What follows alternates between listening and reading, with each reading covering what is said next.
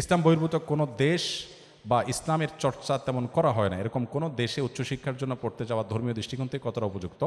যেতে পারেন ধর্মীয় দৃষ্টিকোণ থেকে, তবে প্রতিকূল পরিবেশে টিকে থাকার মতো যথেষ্ট শক্ত সেফটি বেল্ট নিয়ে আপনাকে যেতে হবে। অর্থাৎ সেই প্রতিকূল পরিবেশে আপনার ঈমান যেন হারিয়ে না যায়, সেই পরিমাণ ইলম, জ্ঞান এবং ঈমান, তাকওয়া, শক্তি নিয়ে আপনি যেতে পারেন। যদি আপনি সেখানে হারিয়ে না যান, সেখানে গিয়ে মুসলিম কমিউনিটির সাথে থাকলেন, কানেক্টেড থাকলেন, এর মাধ্যমে আপনি হয়তো আপনার ঈমানকে ইনশাআল্লাহ হেফাজত করতে পারেন। যদিও দুর্ভাগ্যজনক বাস্তবতা হলো গেলে কেউ আর আসতে চায় না, গেলে কেউ আর আসতে চায় না। আমি যখন সৌদি আরবে ছিলাম, আমার এরকম অনেক সুবর্ণ সুযোগ ছিল, সরকারি সুযোগ সুবিধা, অনেক লাক্সারিয়াস লাইফ লিড করার সুযোগ ছিল। আমি ডক্টর আব্দুল্লাহ জাহাঙ্গীর রহমাল্লাহকে জিজ্ঞেস করলাম, স্যার কি করা উচিত? স্যার বললেন, দেশে চলে যাও। এখানে বসে হালুয়া রুটি খাওয়ার ভিতরে জীবনের সার্থকতা নেই, দেশে মানুষের জন্য কিছু করো। আলহামদুলিল্লাহ, স্যারের কথা শুনে আমরা চলে আসছি। একরকম আগুনে ঝাঁপ দেওয়ার মতো, কোথায় কি করব কিছুই যায় না। আলহামদুলিল্লাহ, স্যার নিজে বলেছেন যে আমি নিজেও যখন আল ইমাম বিশ্ববিদ্যালয়ে পড়াশোনা করেছি, এখনকার সৌদি বাদশাহ তখন রিয়াদের তিনি কিং ছিলেন বা প্রিন্স ছিলেন, গভর্নর ছিলেন। তখন তার হাতে সবচেয়ে বড় অ্যাওয়ার্ড আমি পেয়েছি, ইউনিভার্সিটির ইতিহাসে সবচেয়ে ভালো রেজাল্ট আমি করেছি। আমাকে ভার্সিটিতে শিক্ষকতার অফার করা হয়েছে, কিন্তু আমি বললাম না, আমি আমার দেশের মাটিতে ফিরে যেতে চাই, দেশের মানুষের জন্য কিছু করতে চাই।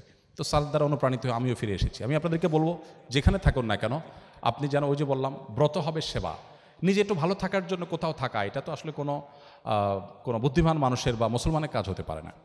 যখন মুসলমানদের উপরে গণহত্যা চালাচ্ছে একটি টেররিস্ট রাষ্ট্র, তখন সেই রাষ্ট্রকে সরাসরি অস্ত্র প্রদান করে সহায়তা করছে এমন সব দেশে উচ্চশিক্ষা বা ভ্রমণের উদ্দেশ্যে যাওয়া যাবে কিনা?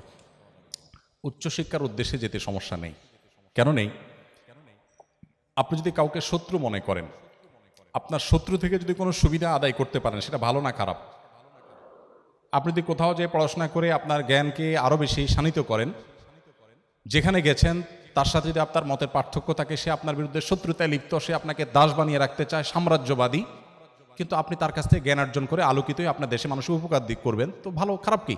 আমাদেরকে অনেকে বলে আপনারা হুজুররা অমুকের বিরুদ্ধে বলেন, তমুকের বিরুদ্ধে, তাদের প্ল্যাটফর্ম ইউজ করে আবার আপনারা ওয়াজ নসিহত করেন।